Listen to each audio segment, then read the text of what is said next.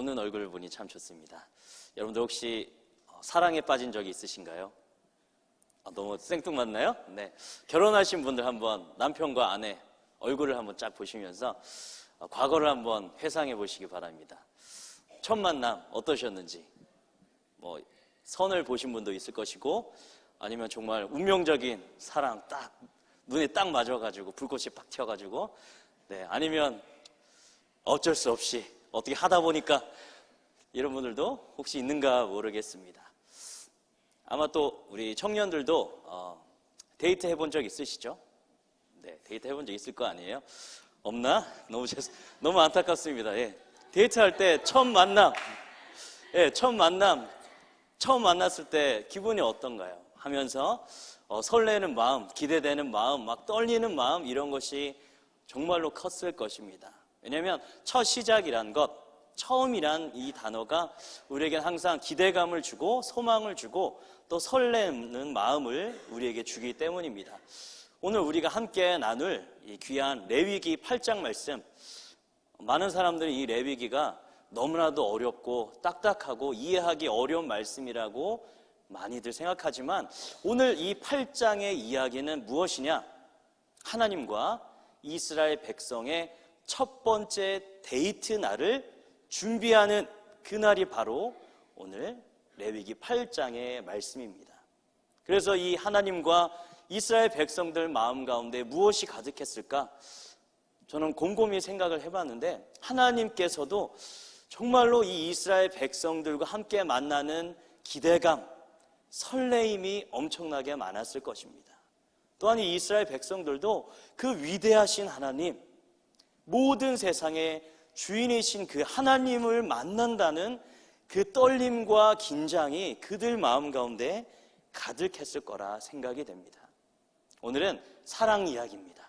우리 함께 이 사랑 이야기에 귀를 기울이셔서 우리 마음 가운데 하나님의 그 사랑이 가득한 귀한 시간이 되기를 주님의 이름으로 축복합니다.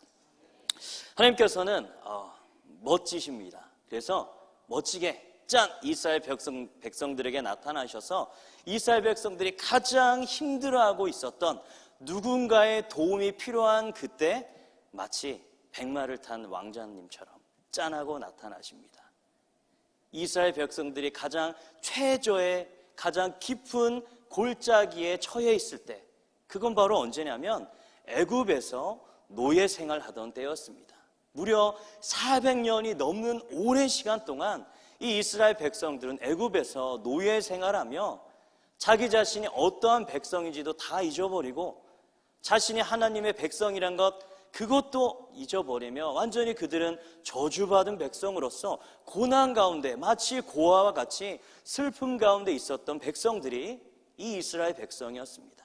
그런데 정말로 멋지게 하나님께서 짠하고 나타나셔서 모세라는 걸출한 지도자, 또한 그와 함께 옆에서 대변인, 모세의 사자 역할을 했었던 아론, 그리고 수없이 많은 이 이스라엘 백성들을 하나님의 놀라운 기적을 통해서 그때 당시에 가장 세계 최대 대국, 강국이라고 했었던 그 애굽에서 이 이스라엘 백성들을 탈출시키신 것입니다. 우리는 그 출애굽기의 말씀을 통해서 하나님께서 얼마나 멋지게 자신의 강함을 드러내셨는지 우리는 알고 있습니다. 하나님께서는 10가지 재앙을 통해서 그곳에 있었던 그 애굽 땅 가운데 가득했었던 그 모든 우상들을 다 격파하시고, 이 땅 가운데 오직 나만 존재한다, 이 땅 가운데 참신은 나밖에 없다라는 것을 애굽 가운데, 모든 세계 가운데 보여주시는 사건이 바로 10가지 재앙 사건이었습니다. 그리고 이 이스라엘 백성들 이끌고 홍해 바다가 막고 있고, 또한 뒤에서 이 애굽의 병사들이 달려오고 있는 그 절제절명의 순간 가운데 하나님께서는 이 홍해 바다를 가르시고 그 깊은 바다를 이스라엘 백성들이 마른 땅을 건너서 이 어떻게 보면 죽음의 이 바다를 건너도록 하신 것, 바로 하나님이셨던 것입니다. 하나님 또한 자신의 강함을 드러내실 뿐만 아니라 얼마나 자신이 이스라엘 백성들에게 사랑이 많고 그들에게 얼마나 그들을 섬세하게 그들을 보살피며 인도하는지를 계속적으로 보여주십니다. 뜨거운 낮에는 구름 기둥으로서 그들이 그래도 그 힘든 광야길을 걸어갈 수 있도록 하셨습니다. 또한 밤에는 광야가 너무나도 춥기 때문에 불 기둥으로서 그들에게 환한 빛을 비추실 뿐만 아니라 따뜻함으로써 그들을 먹이시고 입히셨습니다. 또한 광야에서 만나와 메추라기를 통해서 끊임없이 자신이 참으로 좋은 이스라엘의 보호자라는 것을 알려주셨던 것입니다. 하나님께서 왜 그렇게 이 이스라엘 백성들을 사랑하셨고 어떻게 보면 이 이스라엘 백성들을 집착하셨을까? 그 내용이 어디에 나와 있냐면 바로 그 이유가 출애굽기 19장 5절부터 6절 말씀에 나와 있습니다. 우리 다 함께 성경을 찾아서 이 귀한 말씀을 함께 살펴보고자 합니다. 출애굽기 19장 5절과 6절 말씀입니다. 왜 그렇게 하나님께서 이 이스라엘 백성들을 사랑하셨고 보호하셨고 인도하셨나? 19장 5절부터 6절 말씀 우리 다 함께 읽도록 하겠습니다. 세계가 다 내게 속하였나니 너희가 내 말을 잘 듣고 내 언약을 지키면 너희는 모든 민족 중에서 내 소유가 되겠고 너희가 내게 대하여 제사장 나라가 되며 거룩한 백성이 되리라. 너는 이 말을 이스라엘 자손에게 전할지니라. 아멘. 하나님께서는 이 이스라엘 백성들을 향한 기대와 계획과 뜻이 분명하게 있었습니다. 그것은 무엇이냐? 이 이스라엘 백성을 자기의 소유 삼고 싶어 하셨습니다. 자기의 소유, 특별히 이걸 다른 말로 바꾸면 자신의 보석, 보물이라는 이야기입니다. 이 땅 가운데 전 세계, 모든 세계의 주인이신 그 하나님께서 특별히 누구만 사랑하시기로 결정하셨냐? 이 이스라엘 백성만 더 많이 사랑하시기로 결심하신 것입니다. 가장 귀한 보석, 그 무엇과도 바꾸지 않는 보석으로서 이 이스라엘 백성들을 선택하셨고 그들을 사랑하신다 말씀하셨습니다. 그리고 이 보석과 같은 이 이스라엘 백성들을 어떻게 세우시려냐? 바로 제사장 나라가 되게 하신다 말씀하셨습니다. 제사장 나라, 이것은 무엇이냐? 오직 하나님만을 섬기며 하나님을 거룩하게 섬기는 하나님의 제사장 나라가 되기를 이 이스라엘을 향해서 기대하고 계셨던 것입니다. 그래서 이 이스라엘 백성들이 거룩한 백성으로서 하나님 앞에 온전하게 서며 하나님의 이 놀라우신 은혜와 사랑을 믿지 않는 나라들에게도 전 세계에 있는 자들에게 이 하나님의 위대하심을 전하는 나라로서 하나님께서 이 이스라엘 백성들을 선택하셨고 그들에게 놀라운 기적을 베푸셨으며 큰 은혜로 그들을 인도하셨던 것입니다. 오늘 우리가 함께 나눴었던 이 레위기 말씀, 이 레위기 말씀에는 하나님께서 그렇게 계획하셨던 일들이 매우 직접적으로 드러나고 있는 것이 있습니다. 하나님께서 원하시는 자신의 소유, 거룩한 제사장 나라, 거룩한 백성으로서 서기 위해서 해야 할 첫 번째 일, 그것은 무엇이냐? 바로 하나님을 만나는 것입니다. 다른 곳에서 하나님의 소유가 될 수 있는 것도 아니고 다른 일을 한다고 해서 제사장 나라, 거룩한 백성이 될 수가 없습니다. 무엇부터 시작해야 되냐? 가장 기본적으로 해야 될 것, 가장 근본적으로 해야 될 것, 그것은 바로 이스라엘 백성들이 하나님께 나가야 되는 것입니다. 그래서 레위기 1장부터 7절까지 우리가 말씀 큐티를 우리가 날마다 한다면 1장부터 7장의 말씀을 우리가 알고 있습니다. 무슨 내용이냐? 하나님을 만나는 방법, 제사하는 방법, 어떻게 하나님께 나가야 되는지, 어떠한 마음으로 주님 앞에 나가야 되는지, 어떠한 마음으로 하나님을 만나야 되는 이야기가 레위기 1장부터 7장까지 나오게 됩니다. 5가지의 제사를 통해서 너희가 이런 상황에선 이렇게 예배하고 이런 마음으로 예배를 드리며 하나님 앞에 나아가라. 이것이 바로 1장부터 7장까지의 이야기였습니다. 이건 어떻게 보면 지침입니다. 가르침을 주신 것입니다. 그리고 9장에서는 드디어 하나님께서 세우신 제사장들을 통해 하나님과의 첫 만남인 데이트, 제사가 9장부터 시작됩니다. 그렇다면 이 8장은 어떤 이야기냐? 하나님과 만나기 위한 그 준비 과정, 첫 번째 준비 과정, 그것은 바로 이 제사를 집례하는 대제사장과 제사장들을 세우는 그 놀라운 일, 그 기쁜 일이 바로 오늘 8장의 이야기가 되는 것입니다. 제사장은 어떠한 일을 하는 사람입니까? 바로 제사를 집례하는 사람입니다. 이스라엘 백성 가운데 다른 지파 사람들은 다 자신의 삶 가운데 생업을 하면서 그렇게 살아갑니다. 하지만 특별히 레위 지파 그리고 아론과 아론의 자손들은 생업에 뛰어들지 않았습니다. 그들은 온전하게 구별되어서 어떤 일만 했냐? 오직 하나님을 섬기는 이 제사를 돕는 일에만 전적으로 헌신된 사람들이었습니다. 그렇기 때문에 전적으로 헌신된 이 제사장 그리고 이 대제사장에게는 하나님께서 특별하게 준비하신 이 위임식을 통해서 그들을 새롭게 완전하게 변화시키시고 구별하시는 일이 나오게 됩니다. 특별히 이 제사장은 어떠한 일들을 하냐? 바로 하나님과 인간 사이에서 중재자의 역할을 합니다. 죄 많은 인간이 그대로 하나님 앞에 나가면 어떻게 될까? 죽을 수밖에 없습니다. 하나님의 영광을 이길 수가 없어서 부정한 인간은 죽을 수밖에 없습니다. 그렇기 때문에 이 제사장은 죄 많은 우리 사람들의 그 죄를 가지고 주님 앞에 나와서 제사의 과정을 통해 죄를 씻기고 우리가 가지고 있는 연약함과 두려움들을 다 가지고 나가서 하나님 앞에 나가 하나님 앞에 기도하고 우리의 문제들을 하나님 앞에 탄원하는 역할들을 하는 것, 이것이 바로 제사장의 역할입니다. 또한 이 제사장 하나님을 대신해서 그들에게 무엇을 선포합니까? 죄사함을 선포합니다. 또한 그들에게 무엇을 선포합니까? 구원을 선포합니다. 그들에게 은혜를 선포하고 하나님의 놀라우신 복을 그들에게 선포하는 것, 하나님의 뜻을, 하나님의 지혜를 선포하는 것, 이것이 바로 제사장의 역할이었습니다.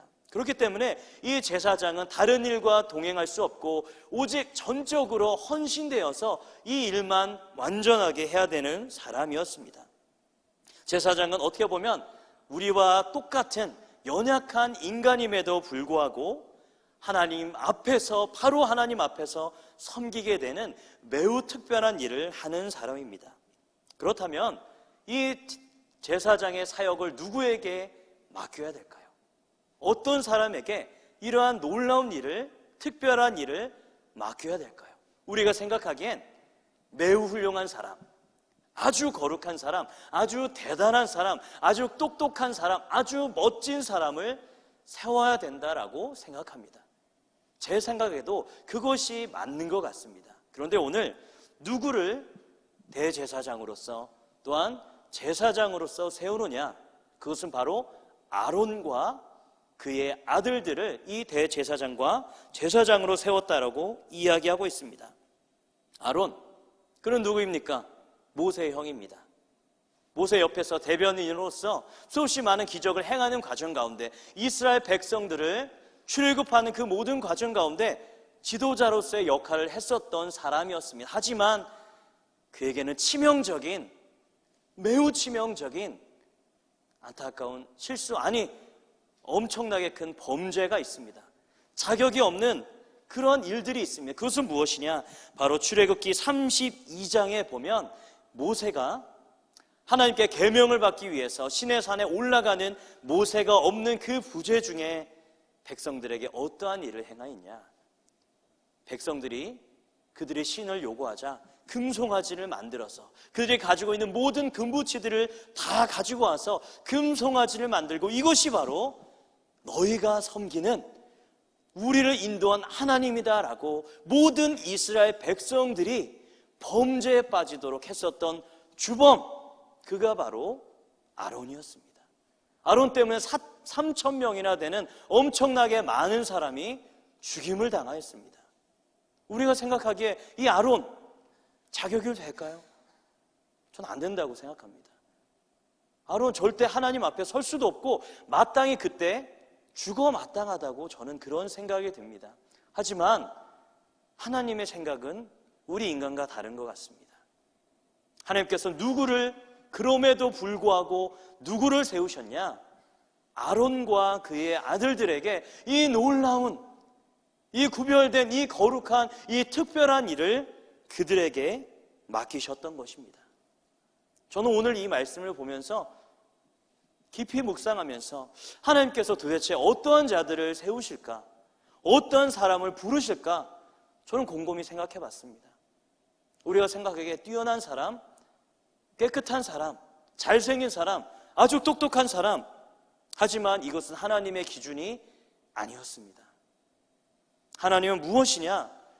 하나님은 우리를 부르실 때 우리의 외모를 보시는 것이 아니라 그저 하나님의 은혜로서 이 아론을 부르셨음을 저는 믿습니다.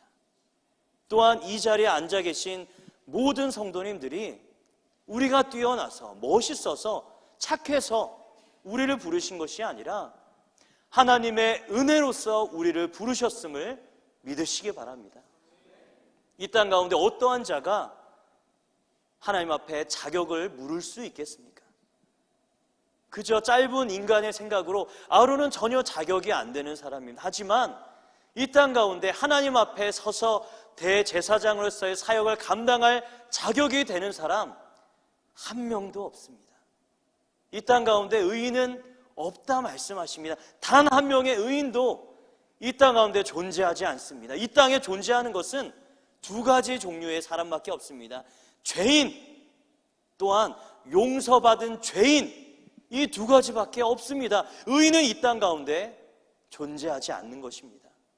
우리는 끊임없이 사람들에게 자격을 묻고 하나님 앞에 나가기 위해서 이것들 해야 되고 이거 해야 되고 이런 일들을 해야 된다 하지만 우리의 지식을 넘어서 우리의 생각을 넘어서 무엇이 더 크냐? 은혜가 더 큰 것입니다.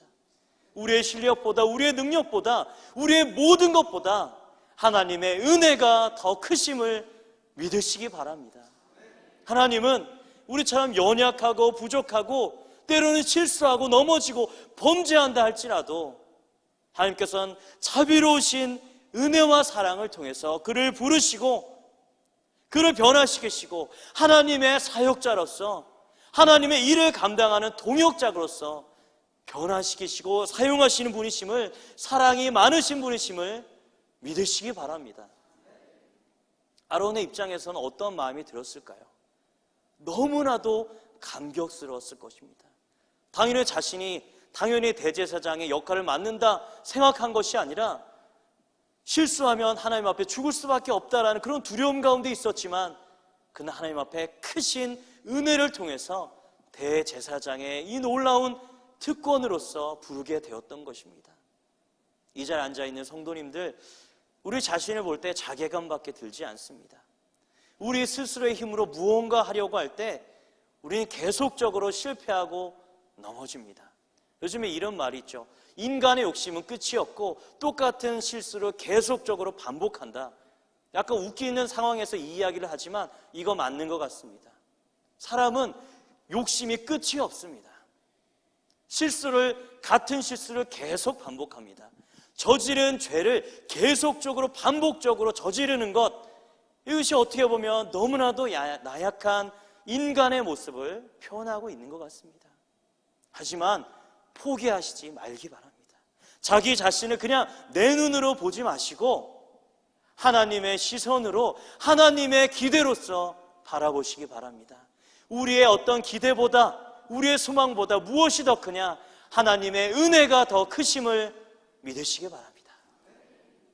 우리는 그래서 날마다 우리를 부르신 그 하나님의 은혜와 사랑을 날마다 기억하며 먼저 은혜로서 우리를 부르신 자격 없는 우리를 예수 그리스도의 보혈로 깨끗하게 씻어주시고 하나님의 자녀 삼아주시고 이제는 하나님의 일을 함께 동참할 동역자로 부르시니 하나님 앞에 날마다 찬양과 감사로 늘 하나님 앞에 서시는, 하나님을 섬기시는 귀한 성도님들이 다 되시기를 주님의 이름으로 축복합니다. 하나님께서는 이렇게 은혜로서 이 아론과 아론의 자손들을, 아들들을 하나님의 제사장으로서 부르게 됩니다. 8장 1절부터 13절까지의 말씀은 어떤 과정이냐? 어떤 방식으로 이 위임식을 준비해야 될까? 무엇이 필요하고 어떤 방식으로 해야 되는 거에 대해서 이야기하고 있습니다. 우선 준비하는 것이 있습니다. 2절에 보면 무엇을 준비해야 되냐? 우선 의복, 그리고 관유, 그러니까 기름을 말하는 것입니다. 속죄제의 수송아지와 순양 2마리, 그리고 무교병 1광주리를 가지고 오라 말씀하십니다. 여기서 있는 것들은 아무 때나 다 쓰는 것이 아니라 특별하게 이 대제사장, 제사장들을 위해서만 쓰이게 되는 것입니다. 그리고 모든 백성들을 하나님의 놀라우신 임재를 상징하는 그 성막 앞에 다 모이게 합니다. 이거는 개인적인 일이 아니라 이스라엘 백성들이 다 함께 하나님 앞에 나가게 되는, 하나님을 만나게 되는 이스라엘 백성들에게 아주 큰 특별한 날이기 때문에 모든 회중들을 회막문 앞에 모이게 됩니다. 그리고 과정은 이러합니다. 우선 첫 번째로 모세가 아론과 그의 아들들을 물로 씻기게 됩니다. 물로 씻는다는 건 무엇이냐? 그를 정결하게 하고 깨끗하게 한다는 것입니다. 우리가 누군가를 만날 때, 아침 시작할 때 안 씻는다는 건 무엇이냐? 그냥 집에서 늘어져 있는다는 얘기입니다. 그냥 그날 하루 종일 집에 있고 머리 안 감고 있는다는 뭐냐? 준비 안 한다는 건 그냥 그날은 집에서 TV 보면서 편안하게 있는다는 얘기입니다. 그런데 아침에 막 자매들이 갑자기 얼굴에 화장하고 옷도 막 이렇게 고른다. 이건 뭐냐? 특별한 사람을 만난다는 이야기죠. 이것과 마찬가지로 씻는다는 건 무엇이냐? 하나님 앞에 준비된 모습, 특별히 물로 씻는다는 것은 그의 죄가 깨끗하게 된다는 것. 그리고 이것은 무엇을 말하는 거냐면 죽음 가운데 통과하는 것과 같은 어떤 세례의 그런 의미도 이것 가운데 속해져 있는 것입니다. 완전히 물에 잠기어서, 아니면 물에 씻기어서 그의 인생이 완전히 새롭게 변화되는 것을 이야기하고 있는 것입니다. 아론과 그의 아들들, 그냥 인간이었지만 이제는 완전히 다른 존재가 되는 것입니다. 바로 하나님 앞에서 온전하게 하나님만을 섬기는 제사장의 역할을 하게 되는 것. 첫 번째 과정은 무엇이냐? 그의 모든 죄를, 그동안 그가 쌓아왔었던 그 모든 것을 씻기는 행위가 첫 번째 있습니다. 그리고 그 다음 무엇이냐? 의복을 갈아입는 것입니다. 속옷을 갈아입고 겉옷을 갈아입고 또한 제사장을 특별하게 의미하는 에봇을 입고, 그리고 그 위에 흉패를 붙이고, 그리고 그곳에 여기에 있는 하나님의 뜻을 알 수 있는 우림과 두밈을 붙이고, 또한 머리에 관을 쓰고 앞에 금패를 붙여서 여호와께 성결이라고 하는 의복을 완전히 갈아입게 됩니다. 옷을 갈아입는다는 것, 신분의 변화를 이야기합니다. 초등학교 때는 교복이 없습니다. 그러나 중학생 되면 교복을 갈아입습니다. 그의 신분이 변화된 건 말하는 것입니다. 경찰이 되거나 군인이 되면 옷을 갈아입게 됩니다. 그의 신분이 바뀐 것을 말하는 것입니다. 특별히 그는 어떻게 신분이 바뀌게 되냐? 그냥 일반인에서 대제사장, 제사장이 되는 것입니다. 일반 사람이었지만 이제는 그것이 아니라 하나님 앞에 완전하게 신분이 변화되어서 그냥 일반 사람이 성소에 가거나 지성소에 가면 그는 반드시 죽음을 당하게 됩니다. 하지만 제사장은 물로 씻음을 받고 그의 의복을 갈아입고 하나님 앞에 나가게 되면 그곳에서 하나님의 일을 하게 돼도 그는 죽임을 면하게 됩니다. 왜냐? 그의 신분이 바뀌었기 때문에. 또한 그리고 어떠한 일들이 벌어지냐? 관유 기름을 가지고 와서 그의 머리에 붓고 그의 몸을 바르고 여러 제단에 뿌리게 됩니다. 기름을 붓는다는 것, 이것은 무엇이냐? 성령님께서 그와 함께 하심을 말하는 것입니다. 여기서 바로 그리스도, 기름 부음, 바로 이 말이 나오게 된 것입니다. 하나님께서는 이 아론과 그의 아들들의 기름 부음을 통해서 그에게 하나님의 영이 함께하며 그들이 함께 하나님의 힘을 받아서 하나님의 도움을 통해서 그들이 주님 앞에 나아갈 수 있음을, 하나님 앞에 나아갈 수 있음을 여러 가지 상징적인 의미, 물로 씻고 의복을 갈아입고 기름 부음을 받음을 통해서 그의 신분이 완전히 변화된 것을 알려주게 되는 것입니다. 어떻게 보면 그 모든 과정 매우 까다롭고 하나하나 대충 준비해서는 되지 않습니다. 아주 정확하게 하나님께서 말씀하신 그대로 행해야 되는 것입니다. 조금의 실수가 있어서도 안 되는 것입니다. 하나님께서는 이렇게 완벽하게 아론과 그의 아들들을 변화시키시고 준비시켰습니다. 이제는 그들이 하나님 앞에 나와 제사장으로서 역할을 하며 1년에 한 번씩 하나님 앞에 나가서 이스라엘의 모든 죄를 다 가지고 속죄일에 나가서 이 이스라엘의 죄를 담당하고 깨끗하게 하는 하나님을 만나게 되는 이 놀라운 사역의 준비를 하게 하셨던 것입니다. 우리는 이 과정을 보면서 우리는 무엇이 생각나냐면 우선 첫 번째로 예수 그리스도가 생각납니다. 예수님은 아론 물론 훌륭하게 그 일을 감당했지만 아론과 비교가 되지 않는 분이십니다. 아론은 그가 하나님 앞에 나가기 위해서는 자신을 위한 제사를 드려야 했습니다. 하지만 예수님은 그러한 분이 아니십니다. 완전히 질적으로 존재가 다른 분이십니다. 그분은 또한 아론은 수명을 다해서 죽었지만 예수님은 그러한 분이 아니십니다.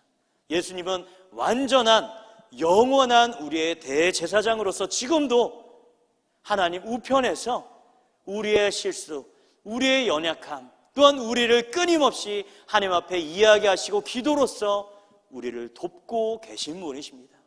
오늘도 우리의 능력으로 승리하려 하시면 실패하실 것입니다. 제가 장담합니다. 우리의 힘으로, 우리의 능력으로, 우리의 결심으로 이기려 하면 100% 실패합니다. 하지만 예수님의 능력으로 이루어 나가시기 바랍니다. 주님이 함께 하시면 승리할 수 있습니다.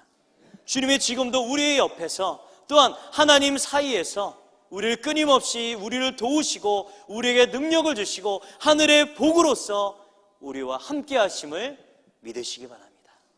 또한 이 제사장의 역할 그냥 아론과 그의 자손들에게만 부어졌냐? 아니었습니다.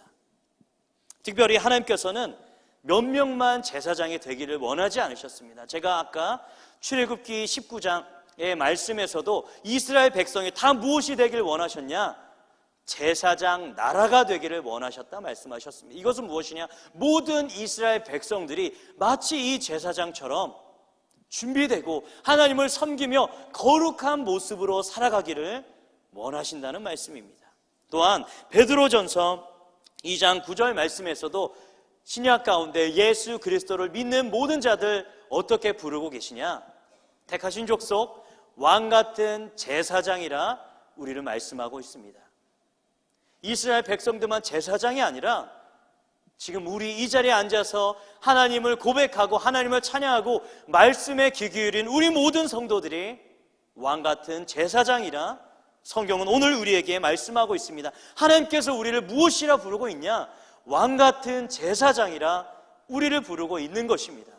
우리는 마치 이 아론과 그의 아들들이 정말로 하나님 앞에 조금도 실수 없이 매우 까다로운 절차를 통해서 완전한 거룩함, 구별됨을 입었던 것처럼 우리는 어떻게 변해야 되냐? 거룩한 삶을 살아가야 된다는 것입니다. 우리가 그냥 하나님께서 우리를 부르신 것, 감사합니다. 이젠 내 마음대로 살아야지. 죄 지면서 살아야지. 내 마음과 내 뜻대로 살아야지. 이렇게 하면 이건 저주 가운데 있는 것입니다. 하나님께서 우리를 죄악 가운데서 우리를 끌어서 우리를 살려주셨다면, 우리 하나님의 자녀 삼아주셨다면, 우리를 거룩한 왕같은 제사장으로 삼으셨다면 우리 어떻게 살아가야 되겠습니까? 하나님의 은혜에 반응해야 되죠. 반응하지 않고 그 마음대로 살아간다면 슬픈 인생입니다. 불쌍한 인생이 되는 것입니다. 우리는 왕같은 제사장으로서 하나님의 자녀로서 거룩한 백성으로서의 삶을 살아가야 된다는 것입니다. 그건 바로 뭐냐? 거룩이라는 것입니다. 거룩. 우리는 거룩한 사람이 되어야 합니다. 많은 사람들이 거룩한 거 뭐냐? 이야기하면 이렇게 이야기합니다. 교회 나가는 것, 예배 빠지지 않는 것, 이걸 거룩이라고 말합니다. 그리고 말 점잖게 하는 것, 이걸 거룩이라고 말하는 사람들이 있습니다. 또한 성경에 대해서 많이 아는 것, 이것이 거룩이다라고 말하는 사람들이 있습니다. 물론 이것이 포함될 수가 있습니다. 하지만 이것만으론 거룩이 아닙니다. 하나님이 진정으로 원하시는 거룩은 겉으로 보이는 외식하는 모습, 종교인의 모습 아닙니다. 그것에 만족하고 있으면 하나님의 저주 가운데 머물게 될 것입니다. 우리는 하나님이 원하시는 거룩의 삶을 살아가야 되는 것입니다. 이 거룩의 삶, 그것에 대한 힌트가 나와 있습니다. 바로 오늘의 말씀 가운데 하나님께서 여러 번 모세에게 모세야 너는 이렇게 행하라 라고 하나님께서 말씀하십니다. 그럴 때마다 이 모세가 반응한 것이 있습니다. 여러 번 반응해서 이 말씀이 나옵니다. 그것은 바로 무엇이냐? 여호와께서 모세에게 명령하신 것과 같았더라. 이것은 무엇이냐? 모세는 하나님께서 명령하시면 그것이 아무리 힘들고 어렵고 준비하기 힘들더라도 그 말씀에 명령에 따랐다는 것입니다. 순종했다라는 것입니다.